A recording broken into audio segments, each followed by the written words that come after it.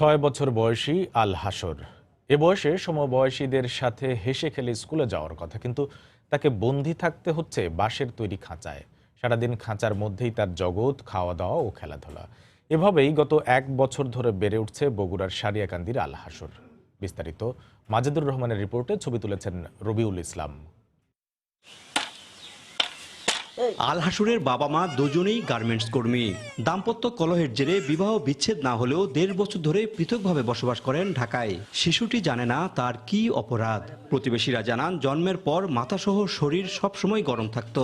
শিশুটি বড় হওয়ার সাথে সাথে সমস্যা বাড়তে থাকে। ছোলবলের সাথে ঘুরতে মারধর করে এবং ছোলবল কাছে এলে বিভিন্নভাবে মারে, নির্যাতন করে। বাচ্চাটা দেখে আমাদের খুব কষ্ট হয়। বাচ্চাটা যদি ভালো চিকিৎসা হয় তাহলে বাচ্চাটা সুস্থ হতে পারে। বাবা মা রেখে যাওয়ার পর শিশুটিকে লালন পালনের দায়িত্ব পড়ে বৃদ্ধা দাদি অজিরন বেওয়ার। ঢাকা ও বগুড়ায় শিশুটির অনেক চিকিৎসা করানোর পরেও চিকিৎসক তার রোগ নির্ণয় করতে পারেননি।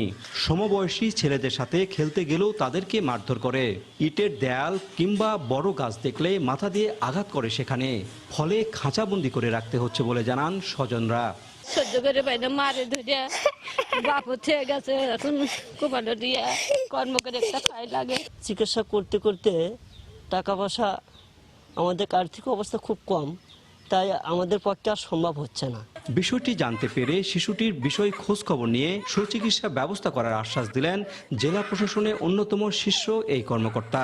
উপজেলা নির্বাহী অফিসার সারিয়াকান্দিকে অলরেডি বলেছি যে বাচ্চাটাকে দেখে আমাদের উপজেলা যে সমাজসেবা অফিসার আছেন তার চেক আপের ব্যবস্থা করার জন্য এবং তার সমস্যাটা কি এটা উদ্ঘাটন করে তার সুস্থতার জন্য সার্বিক ব্যবস্থা গ্রহণের জন্য। 8 বছর আগে বিয়ে হয় সুজন মিয়া এবং ইতি বেগমের।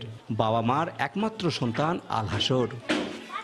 মাজেদুর রহমান, সময় সংবাদ, বগুড়া।